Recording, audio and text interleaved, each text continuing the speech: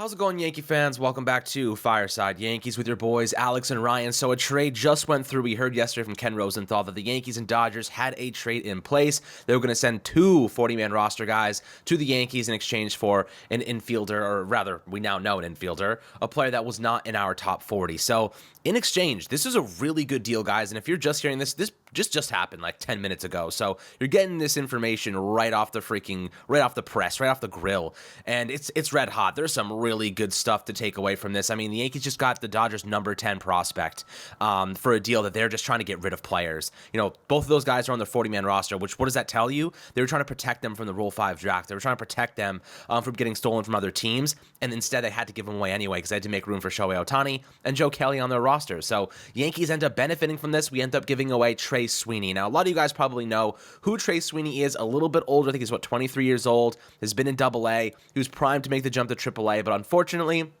his time ran out here, and the Yankees move him. Obviously, a promising player, a lefty, good player. We've talked about him a lot in the past. He's kind of fallen by the wayside at times simply because he hasn't, just absolutely destroyed Double-A in the minor league system, but he was a good enough player that could transition to the MLB at some point and be a productive one. So we'll talk about the guys who got in exchange. Jorbit Vivas, a really cool name, and then Victor Gonzalez. So one of them, Jorbit Vivas, is an infielder, can play a couple different positions, and Victor Gonzalez is a left-handed sinker ball thrower. This dude has legit upside. Now, Ryan just wrote a tremendous piece on the Empire Sports Media website. You can go look at that, read that for a little bit more information on what exactly these guys will bring. And if you want to stick around here, we got you guys covered in the audio and video format as always. Ryan, tell me a little about these players, what you think they can contribute to the Yankees team, if they're going to make the 40-man roster immediately. These guys obviously are getting closer to being available in terms of at least Gonzalez, an instant contributor for the Yankees. Maybe Vivas needs a little bit more time to develop his skill set in AAA. Yeah, so look, I know that people are a little bit like, oh my god, we just traded our first round pick from 2021 for another infielder, and I completely understand, right? Like, when you trade a first round pick, there's going to be a lot of pushback, or at least a lot of like, oh my god, what did we just do? But I will assure you, Jorbit Vivas has a lot of the skills that I think the Yankees are certainly going to like. He doesn't hit the ball into the ground a ton. He does have a 36.2% fly ball rate and a 21.9% line drive rate. As a left-handed hitter, he's more of a, he's more of your like slap type of hitter, not really the kind of hitter that you imagine is going to put up big power numbers.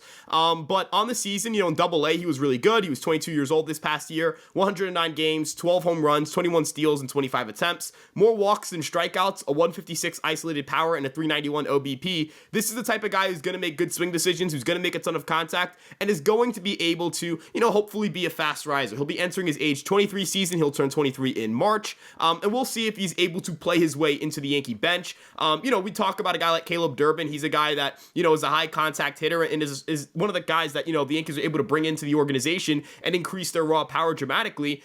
Maybe that's something they can do with Vivas. Now, you are trading from the Dodgers organization. That is a very, very good organization, rich with plenty of talent up and down the system, at the major league level, at the minor league level. It doesn't matter where you look. You're certainly getting a player who has at least been in a good player development system. If you're bringing him in and you're introducing him to any, very data-heavy concepts, he's likely already been introduced to those. And I know that that's not going to matter to people, but I think it does. It creates a little bit of an easier buy-in process, and I think that's important. He struggled in AAA this past year in 26 games, but again, promoted to AAA, looked like it was an aggressive promotion. This guy is only 22 years old. Maybe we see him improve next year, and of course, you're getting a guy who's got good speed, who can play second base and third base and seems to do it well. If you get a guy who can play the infield for you and, play those two spots, and those are two positions that the Yankees are going to have question marks at for the next few years, he's certainly going to help. He was a number 10 prospect on MLB.com. He'll probably rank a little bit higher in our farm system because the Dodgers farm system is consistently one of like the 3 or 4 best in baseball. 3 or 4 might even be underselling it. But of course, the guy you alluded to as the major league component of this deal, Victor Gonzalez. Victor Gonzalez is sick, to say the very least. He is a left-handed reliever who gets a lot of ground balls. He gets a lot of swing and miss.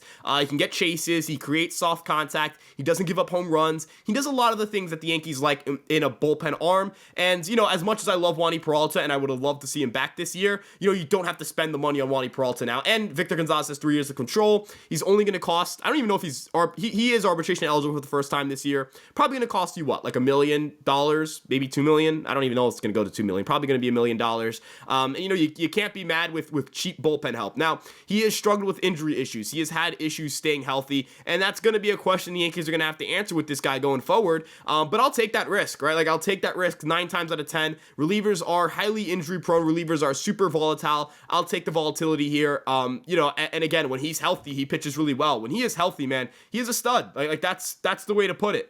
This past season, I know his ERA was a 4.01. That was still above average and a 94 ERA minus. But you look at the FIP, 3.40. You look at the expected ERA, 3.18. You look at the Sierra, 3.62, and you start saying, all right, this guy's expected numbers are definitely suggesting he'll be better next year, or at least he was a little unlucky in the ERA compartment. But end of the day, I mean, Alex, you're getting two guys who, one of them is going to bolster your left-handed depth. The Yankees really don't have left-hand relievers, and the other in Vivas is going to give you an infielder to replace Sweeney.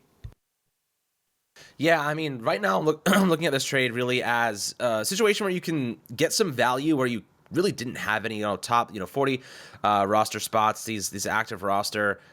We'll have to determine whether or not these guys are worthy of making the roster at the end of the day during spring training, but Gonzalez has a really good opportunity to do so. Obviously, you mentioned, Wandy Peralta as the guy that kind of will cost you more if you want to go in that direction in free agency. He's, bringing back, $3-4 million. I'm not exactly sure. He's a little bit older now, but Gonzalez is a much cheaper alternative, and we know what pitching coach Matt Blake loves to do with guys like this. 63% sinker ball thrower, 28 years old, only 3 years of service time. Like you said, he's going to cost probably $1 million, not much.